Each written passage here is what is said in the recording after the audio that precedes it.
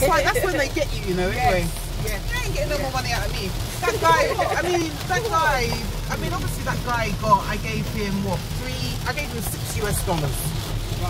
So maybe if he gets, and you know what, people are living on $2 US a day, you know. So he's probably thinking, ooh, big money. Exactly. I only gave it to him because he lifted up 4 bags. And he had an friendly attitude, didn't he? And actually he remembered me. Yeah, he said your kids. Yeah. That'll get you every time. Well, the thing is, he didn't recognise me. You did really stuff. So you're just offering. Yes. You want money to offer him? Yes. He really does.